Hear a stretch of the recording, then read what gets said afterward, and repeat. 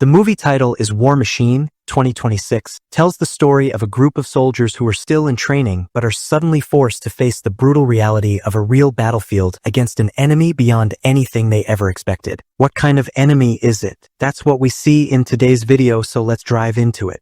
Set in the middle of a war-torn conflict zone, the story begins with a squad of soldiers arriving to help a stalled military convoy. The squad is led by a sergeant named Alan, who soon realizes that the team they are helping includes his own younger brother. From the smiles and energy they share, it is obvious that Alan and his brother truly care about each other. Since Alan is an engineer and once spent 3 months interning at a mechanic shop, he quickly fixes his brother's vehicle, which had run out of fuel. During the repair, his brother reminds Alan about the dream they once shared when they were younger. Back then, both of them dreamed of becoming Army Rangers, an elite special forces unit. His brother wants to make that dream come true and asks Alan to enlist together once their mission in the area is over. But suddenly, the unexpected happens when enemy forces launch a surprise attack that kills nearly everyone. Alan becomes the only surviving soldier, and the tragedy hits even harder when he discovers that his younger brother was killed in the explosion. 2 years after his brother's death, Alan is seen riding a bus headed toward a ranger training base. The loss of his brother becomes the driving force that pushes him to fulfill the dream they never got to achieve together. During registration, all participants are informed that throughout the training, they will not use their real names. Instead, each recruit will be identified only by a number assigned by the officers. After registration, Alan and the other candidates gather on the field to listen to a speech from the commander. For 8 full weeks, they will be tested physically, mentally, emotionally, and psychologically. Only those who survive the brutal selection process will officially become members of the Ranger unit. And during the very first week, Alan and the others are pushed beyond their physical limits. Alan manages to advance to the next stage while several other candidates are eliminated immediately. As the weeks go on, the challenges become even more intense, demanding durability and endurance far beyond that of an average lazy couch human. But among all the remaining candidates, Alan proves himself to be the strongest and most capable of them all. When they enter the shooting test, the instructor questions each candidate about their background and previous experience before joining the program. The trainer is left speechless when Alan reveals the division he once served in and mentions that he had already earned a Silver Star medal.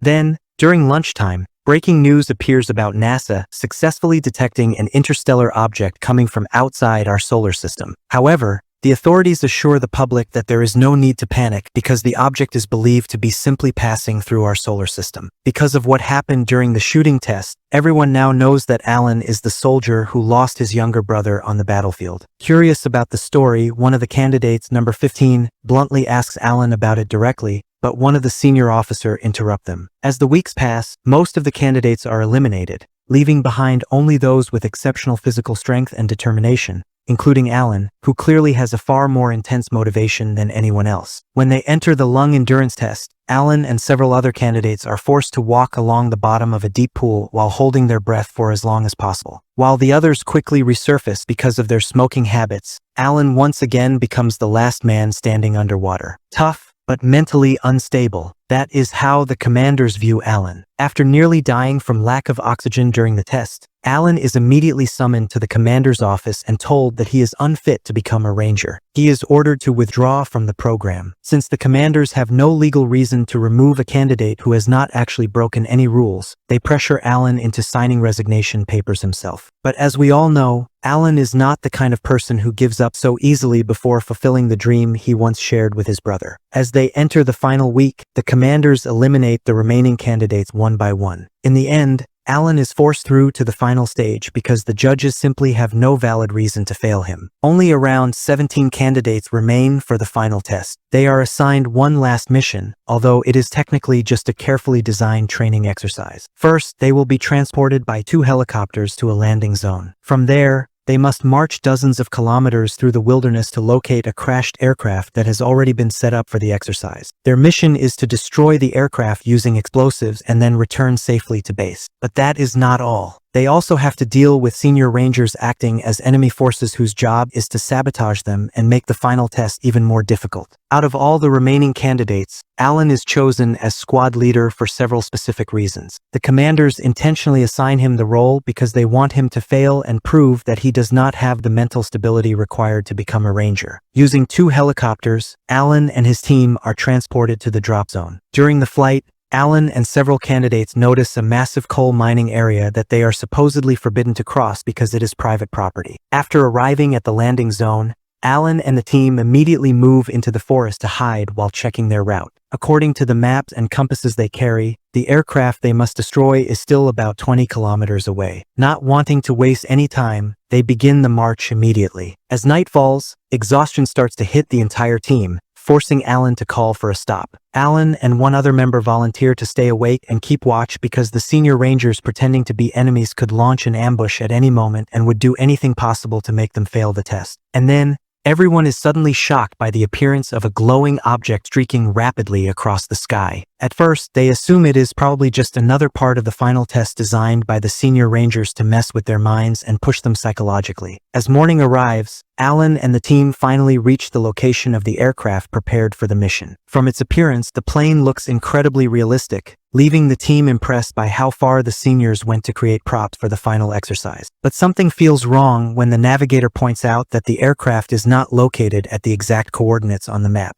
It is actually several hundred meters off course. Unsure whether this is part of the exercise or if their compass is malfunctioning, the team grows even more confused when their communication device starts experiencing interference and strange, unfamiliar sounds begin coming through the radio. Not wanting to waste time dealing with unnecessary distractions, Alan decides that they should stay focused on the mission. The team moves closer to the aircraft and begins securing the area. Instead of planting explosives immediately, they first inspect the surroundings to check whether the senior rangers are secretly observing them nearby. During the search, Alan notices a strange reflection of light in the distance and decides to investigate it alone. While Alan is away investigating the mysterious light, the rest of the team finishes scouting the area and begins planting explosives on the aircraft. But viewers at home are about to be hit with a shocking revelation when Alan discovers another aircraft nearby, and that aircraft is actually the fake prop. So if that one is fake, then what exactly are they blowing up right now? And then, whatever object they just detonated suddenly comes to life and begins scanning the area. Disaster strikes. The object immediately opens fire on the team with terrifying brutality.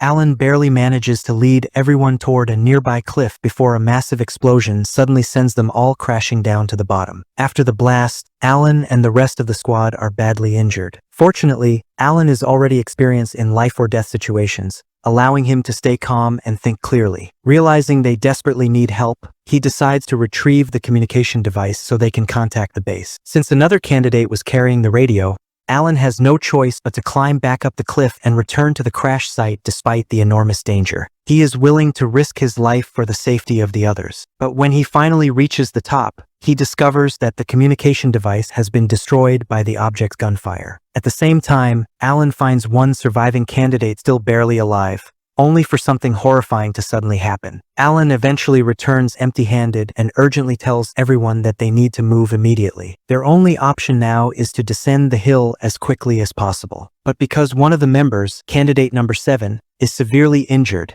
the team struggles to lower him down safely and slowly. While they are still trying to move number 7, Alan notices his compass spinning wildly, a sign that the mysterious object is approaching again. Another team member is killed in a horrifying way as the object begins scanning the area once more. And it gets even worse. The object performs a second scan, apparently searching for any living creatures nearby. If it detects movement or signs of life, it immediately opens fire. Because number 7's leg is sticking out in the open, the object instantly detects them and unleashes another brutal attack. Alan and the remaining soldiers scatter in panic, running for their lives in every direction. Sometime later, Alan and the 5 surviving members of the squad finally manage to reach a temporary safe location. The remaining team members immediately start questioning the final test, believing it has gone completely insane and far beyond reasonable limits. If that thing really is part of the exercise created by the senior rangers, then the commanders and instructors are unbelievably cruel. With candidate number 7 badly injured,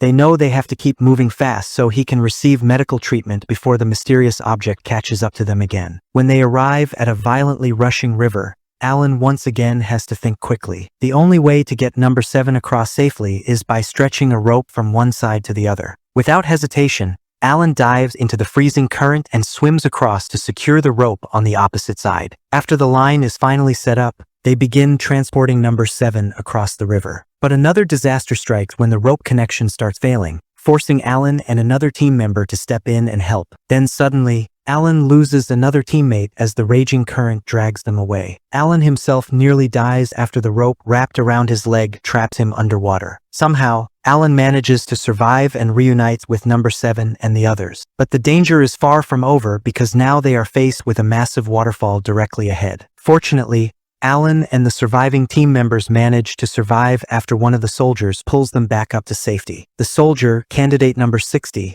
reveals that he ran the moment he saw the mysterious object moving. As for the object itself, number 60 explains that he had already received leaks about the kinds of obstacles the senior rangers prepared for the final test, such as fireworks and regular traps. That confirms one terrifying fact. The machine hunting them is absolutely not part of the training exercise. At this point, the only thing they can do is reach the first outpost located in the mountains and save number 7 before his injuries become fatal. After traveling for about an hour, they finally arrive at the first checkpoint, which should have been guarded by the senior rangers. But judging from the destroyed condition of the place, it is obvious the outpost was recently attacked by the same mysterious object. This only strengthens their belief that the machine is real and has nothing to do with the exam. One of the soldiers suddenly remembers the television report about NASA detecting an interstellar object approaching Earth. Alan then notices what appears to be a landing site high in the mountains, confirming their worst fears. Just like the title of the movie, War Machine, the thing they are facing is actually an alien war machine, possibly sent to wipe out human civilization. Whatever the alien's true goal may be,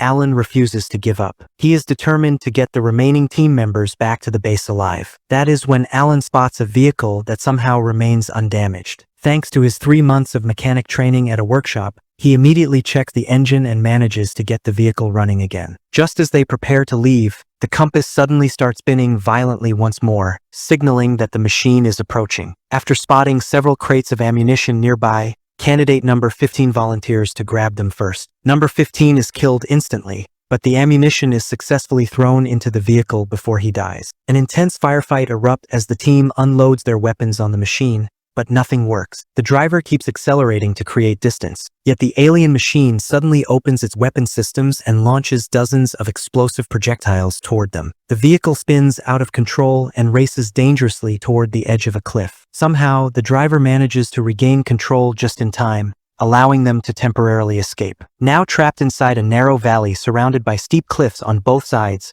Alan and the others believe they are finally safe, but they are terribly wrong. The machine suddenly fires a devastating plasma beam that completely cripples their vehicle. When Alan realizes that number 7 has died, he immediately grabs a grenade launcher and fires back at the machine. After causing part of the cliff to collapse and burying the alien machine beneath tons of rock, Alan eventually regains consciousness from the blast, only to discover that everyone else is dead. When Alan checks the pile of rubble, he only finds a small piece of the machine. The main body of the creature is still alive and appears to be communicating with something up in the sky, possibly its commander or mothership. Not long after, Alan discovers that number 7 is somehow still alive. The moment he notices the machine moving again, Alan quickly drags number 7 away to safety before the creature can detect them. Under heavy rain and through thick mud, Alan shows unbelievable endurance as he stubbornly keeps pulling number 7 across the steep terrain. At one point, Alan nearly gives up and starts questioning whether he should have ever become a soldier. But then he realizes they are already close to the coal mining area they saw earlier. Whatever plan Alan has in mind, he tells number 7 to stay hidden inside the forest while he heads alone toward the mining site to confront the machine one final time. The first thing Alan searches for is a remotely controlled rock crusher machine. Once he finds it, he uses a flare gun he discovered earlier to lure the alien war machine directly into the mining area. As soon as the machine arrives, it immediately begins scanning the surroundings, completely unaware that Alan has already planted several explosives beneath the ground where it is standing. The explosion hits, but although the machine is heavily damaged, it still manages to get back up again. Using a freezing cold mining truck,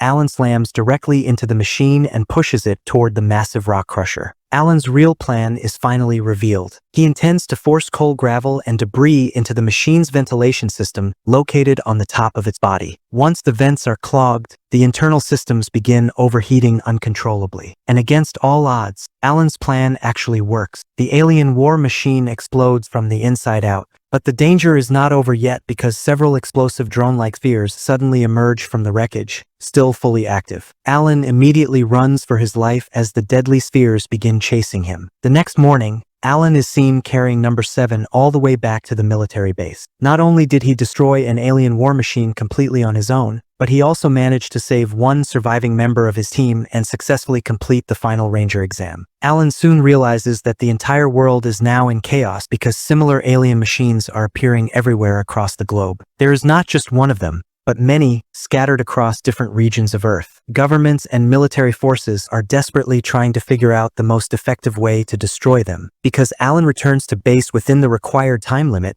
the commander officially awards him the Army Ranger badge, confirming that he has passed the training and become a true Ranger. The commander also asks Alan to lead future operations because he is the only person who truly understands how to fight and defeat the alien machines. The end. What an adrenaline-filled ending.